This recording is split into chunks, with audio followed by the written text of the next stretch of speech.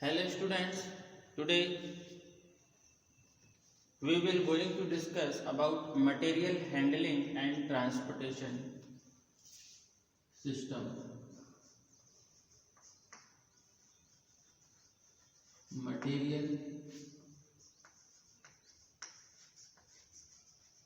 handling and transportation.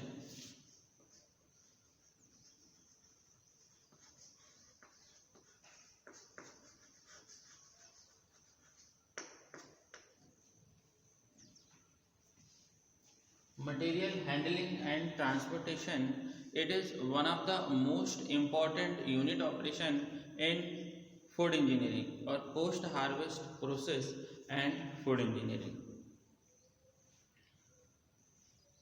हमें जब हम किसी भी चीज़ की प्रोसेसिंग करते हैं या हमारे एग्रीकल्चर स्ट्रक्चर में बहुत सारे यूनिट ऑपरेशन परफॉर्म होते रहते हैं, तो एक यूनिट ऑपरेशन के परफॉर्म होने के बाद जब हम उसको दूसरे यूनिट ऑपरेशन को परफॉर्म करने के लिए उस मटेरियल को वन प्लेस से अनदर प्लेस की तरफ हम मूव करवाते हैं, तो क्या होता है, हमको मटेरियल हैंडलिंग इक्विपमेंट का यूज़ करना पड़ता है।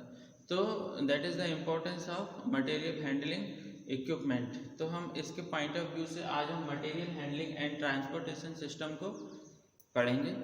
तो material handling includes a number of operations that can be excluded either by hand or by mechanical means or device to convey material from one place to another place, or to convey material and to reduce the human drudgery means मतलब human drudgery को reduce करने के लिए, मतलब एक जगह से हम दूसरी जगह ले जाते हैं तो बहुत सारा वर्क जो टीडियस वर्क हो जाता है, तो उसको रिड्यूस करने के लिए हमें मटेरियल हैंडलिंग इक्विपमेंट का यूज़ करना पड़ता है। तो material handling device aim to lighten the work of human labour, मतलब एक ह्यूमन एफर्ट को हम लेस करते हैं by the use of material handling equipment. After harvesting, the grains are removed, transported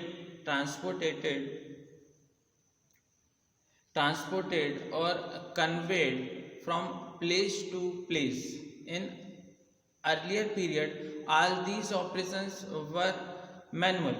जब हमारे पास इतना ज़्यादा टेक्नोलॉजी का डेवलप नहीं हुआ था, तो हम एक जगह से दूसरी जगह तक मटेरियल ले जाने के लिए हम बाय हैंड या ह्यूमन लेबर का यूज़ करते थे, या हम बैग में भर के ले जाते थे, है ना। The grain were stored in bag, okay. तो grain were transported several times through storage and milling plants. हम मिलिंग प्लांट से स्टोरेज में और स्टोरेज प्लांट से मिलिंग प्लांट में हम बहुत बार हम एक जगह से दूसरी जगह हम मटेरियल को ट्रेवल करवाते हैं। क्योंकि हम प्रोसेसिंग ऑपरेशंस परफॉर्म करना चाहते हैं उस पर्टिकुलर ग्रेन पे या उस मटेरियल पे, and the milled food product were conveyed manually to consumer, और हम फिर उसको जो मिल्ड या फिर जो प्रोसेस्ड फूड होता है हम उसको कंज्यूमर तक लेके जाते हैं। तो दस grain were handled too much involving increase cost and human drudgery, but in modern times some mechanical devices are there have replaced human labor, other supplement or in some case make possible to handle larger quantity of grain per unit human labor. The most common type of mechanical devices for grain handling are, जो हम यहाँ पे most common type जो हमारे syllabus में है जो material handling equipments हैं वो हैं बेल्ट कन्वेयर हो सकता है, एक तो बकेट एलिवेटर हो सकता है, स्क्रू कन्वेयर हो सकता है और न्यूमेटिक कन्वेयर हो सकते हैं। तो हमारे पास जो टाइप है ट्रांसपोर्टेड मीडियम के, नंबर फर्स्ट क्या हो सकता है, elevator. Number second, belt conveyor.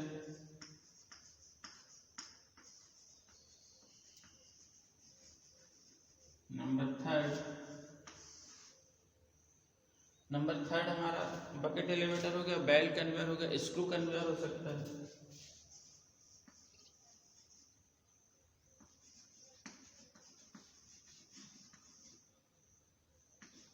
हमारा बेल्ट कन्वेयर, स्क्रू कन्वेयर,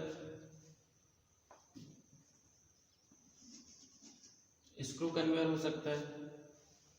हमारा न्यूमेटिक कन्वेयर हो सकता है।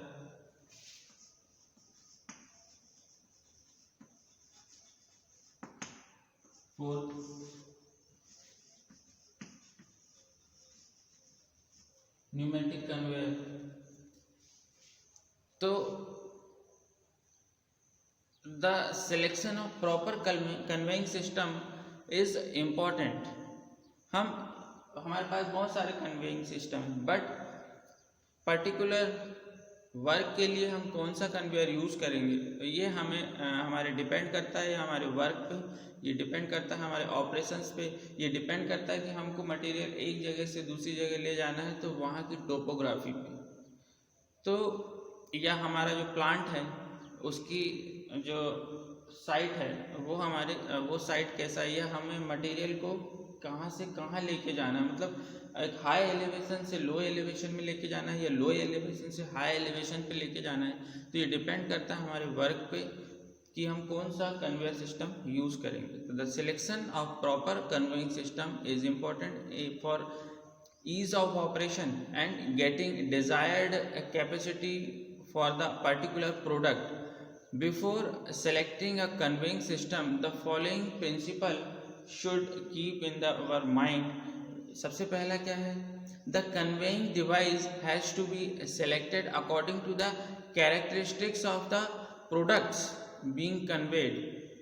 हमारा प्रोडक्ट कैसा है, हमारा मटेरियल का टाइप कैसा है, हम उस पर डिपेंड करता है कि हम कौन सा कन्वेइंग सिस्टम लगा। यदि हमारे पाउडरी मटेरियल है, सपोज हमारा पाउडरी मटेरियल है, तो हम या हमारा वेट मटेरियल है तो हम उसमें स्क्रू कन्वेयर लगा सकते हैं। वेट मटेरियल या पाउडरी मटेरियल है या हमारा जो मटेरियल है वो स्टिकी है तो हम उसमें स्क्रू कन्वेयर के थ्रू हम उसको पास कर सकते हैं। या उसमें मॉइस्चर कंटेंट ज़्यादा है और वो पाउडरी मटेरियल है या ग्राइंडेड मटेरियल है तो हम स्क्रू कन्वेयर का यूज़ करेंगे। बेल्ट कन्वेयर का यूज़ हम कर सकते हैं जो फाइन पार्टिकल्स होते हैं, जिसका जो क्या बोलते हैं उसको ट्रफ एंगल जो होता है या जो एंगल ऑफ रिपोज होता है मटेरियल का, वो अगर लो होता है तो हम उसमें बेल्ट कन्वेयर का यूज़ कर सकते हैं। तो आगे हम देखेंगे the stability of conveyor must be insured under all normal working and climatic condition. जो हमारा स्टेबिलिटी ऑफ कन्वेयर है उसकी जो वर्किंग है वो उस पर्टिकुलर एनवायरनमेंट पे फिट होनी चाहिए, उस पर्टिकुलर क्लाइमेट पे फिट होनी चाहिए, है ना, एक नॉर्मल वर्किंग कंडीशन पे फिट होनी चाहिए। तो ये हमारा सेकंड पॉइंट है। तो ये हम एग्ज़ाम के पॉइंट ऑफ व्यू से बहुत इम्पोर्टेंट है, ये आ सकता है, पूछ सकता है कि ऐसे कौन कौन से पॉइंट्स हैं जो हम किसी भी कन्वेयर को इंस्टॉल करने के पहले हमारे दिमाग में हम we should keep in our mind. तो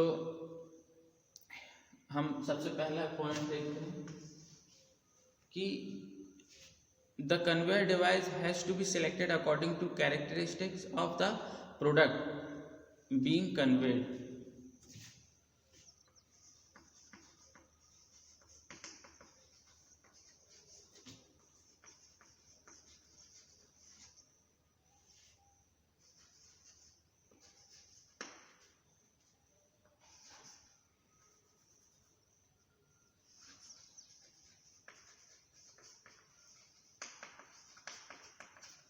Characteristics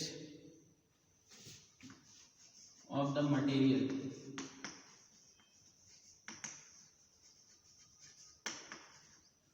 being conveyed।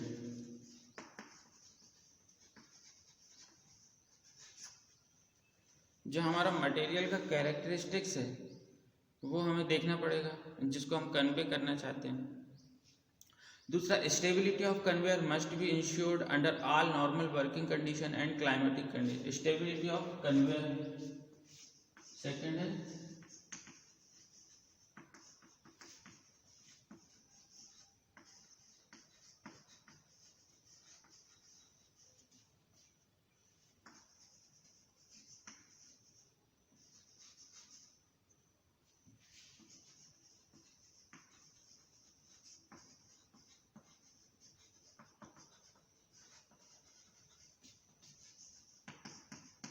Under normal working conditions और वर्किंग कंडीशन और क्लाइमेटिक कंडीशन।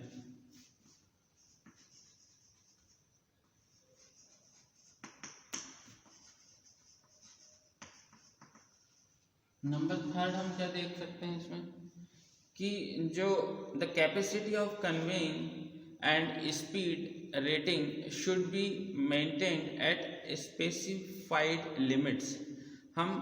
हमारे पास प्लांट की कैपेसिटी कितनी है, हमें कितना मटेरियल चाहिए पर यूनिट टाइम या पर आवर या पर मिनट, तो वो कैपेसिटी मैच करना चाहिए हमारा ट्रांसपोर्टिंग सिस्टम है उसकी कैपेसिटी से, तभी तो हम उसको इंस्टॉल कर पाएंगे, तभी तो हमारा वर्क प्रॉपर हो पाएगा। अब अगर हमारा प्लांट मटेरियल जो प्लांट है उसकी कैपेसिटी है 1 टन पर आवर की, वो 1 टन पर आवर के रेट से प्रोसेस कर रहा है हमारा मटेरियल को, और हमारा जो ट्रांसपोर्टेड सिस्टम है वो 1 टन आवर वहाँ तक पहुँचा नहीं पा रहा है, तो हाँ वो मैच करना चाहिए प्रॉपर, तो प्रॉपर कैपेसिटी मैच होना चाहिए। The capacity of conveying in speed rating should be maintained eight specified limit. तो सबसे पहले कैपेसिटी मैच होना चाहिए, कैपेसिटी। नंबर 4 जो मैं बोल रहा हूँ उसको आप सुन के नोट करिएगा पॉज कर करके। The dead load of the conveyor should B low in relation to the weight of transported products. The dead load of the conveyor, जो dead load है conveyor का, should be low in relation to the weight of transported product। मतलब जो conveyor का जो खुद का जो वेट है वो लो होना चाहिए, किसके कंपैरिजन में, जो हम उस पर मटेरियल को जो मटेरियल को हम उससे ट्रांसपोर्ट कर रहे हैं उससे। तो the dead load of the conveyor should be low in relation to the weight of the transported product. तो 4th नंबर का हमारा पॉइंट आ जाएगा डेड लोड पे, कि dead load should be low, या dead load of conveyor should be low in relation to the weight of transported product. 5th number का हमारा point है, in a conveyor system possibility of use of gravity should be taken into consideration। जो material को हम transport करवा रहे हैं through the transporting system, या हम जिसको बेल्ट कन्वेयर बोल सकते हैं, स्क्रू कन्वेयर बोल सकते हैं, तो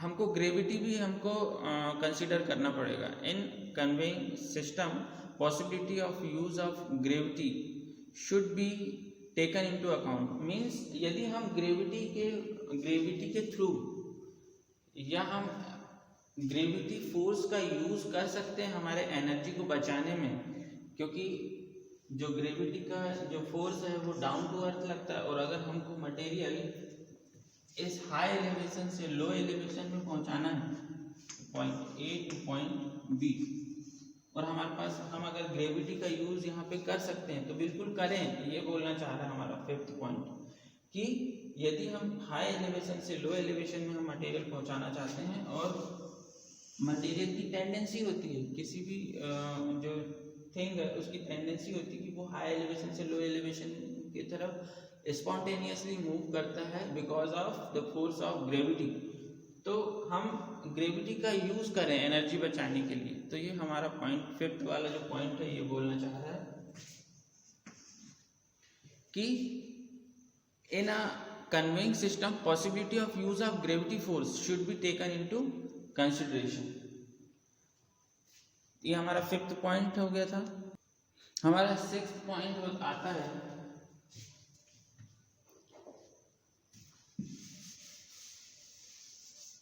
फिफ्थ पॉइंट हमारा क्या था, ग्रेविटी।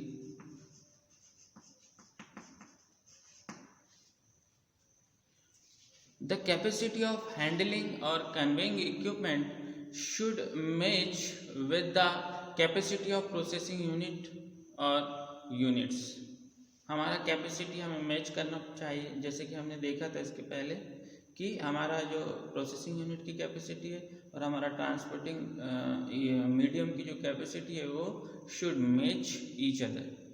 उसके बाद हम देखते हैं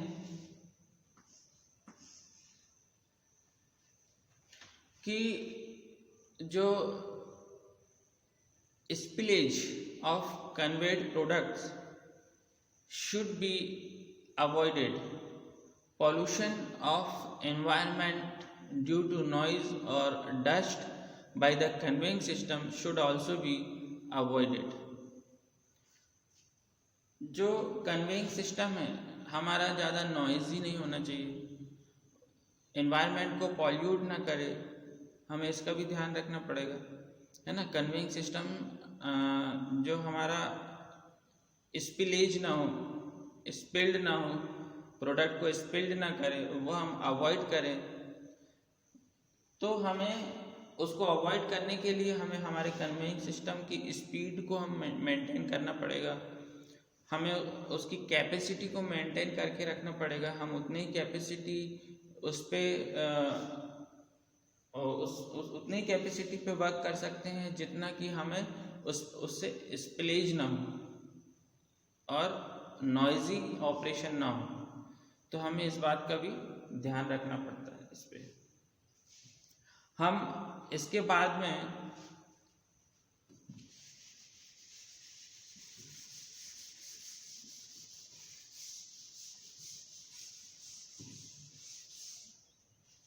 जो बकेट एलिवेटर है, बकेट एलिवेटर की बात करेंगे।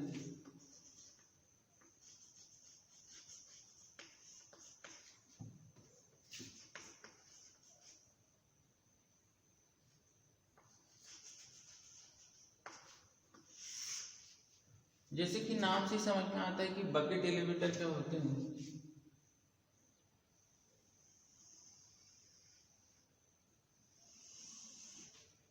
एक पुल्ली होती है जो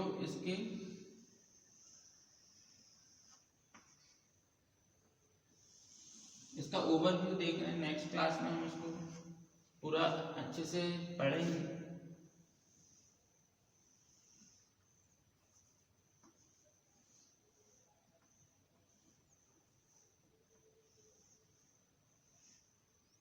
ये ऐसे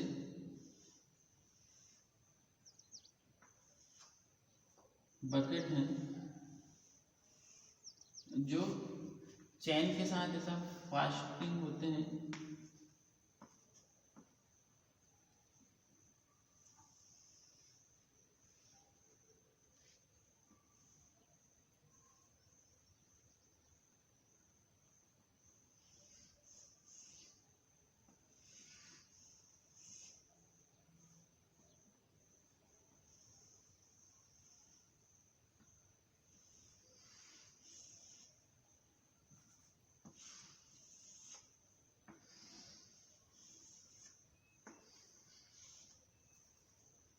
ये ऐसा रोटेट होता है, ये ऐसे।